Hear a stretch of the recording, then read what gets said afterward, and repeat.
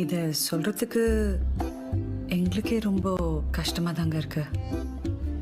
கல்யாணம் நின்று போச்சு அப்படின்றத வெளியே சொல்கிறது அவ்வளோ ஈஸி கிடையாது. ஆனால் கல்யாணத்துக்கு முன்னாடியே அவங்களுக்கு செட் ஆகலை அப்படின்னு தெரிஞ்சு போனது நல்லதாக போச்சு. இதே கல்யாணத்துக்கு அப்புறம் தெரிஞ்சிருந்தா ரொம்ப கஷ்டமாக போயிருக்கும். இப்படி பொதுவாக சொல்லாதீங்க. என்ன செட் ஆகலைன்னு கரெக்டாக சொல்லுங்கள். இல்லைம்மா, அது ரொம்ப டீட்டெயில். இல்லை நீ நானே கிளியராக சொல்லிடுறேன், அவங்களும் தெரிஞ்சுக்கிட்டோம். இல்லை ஆண்டி, என்னோடய ஹஸ்பண்ட் இப்படிலாம் இருக்கணும்னு எனக்கு சில எக்ஸ்பெக்டேஷன் இருக்குது. இப்படின்னா எப்படி? இப்படின்னா ரொம்ப பாசிட்டிவாக, கேரிங்காக, எமோஷன்ஸை மட்டுமே பெரிய விஷயமா பார்க்குற ஒரு ஆளை தான் எதிர்பார்த்தேன். ஆனால் இப்போ நான் சொன்ன இந்த விஷயத்துக்கும் உங்கள் பையனுக்கும் சம்மந்தமே இல்லை ஆண்டி. இந்த சின்ன வயசுலேயே நீ அதை எப்படி கண்டுபிடிச்ச?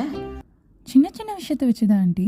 அன்றைக்கி ஒரு நாள் இவருக்கு மெசேஜ் அனுப்பினேன். காலையிலேருந்து நடந்து ஷாப்பிங் பண்ணி காலெல்லாம் வலின்னு. அதுக்கு என்ன தெரியுமா ரிப்ளை அனுப்புகிறாரு? என்னடா அனுப்புன? ஒமேகா 350 காலையில் 1 நைட் 1. பார்த்தீங்களா? ஆனால் நான் எதிர்பார்த்ததே வேறு.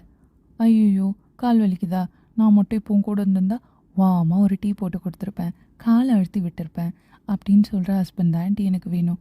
மாத்திரை கொடுக்குற டாக்டர் வேணாம் ஆண்டி.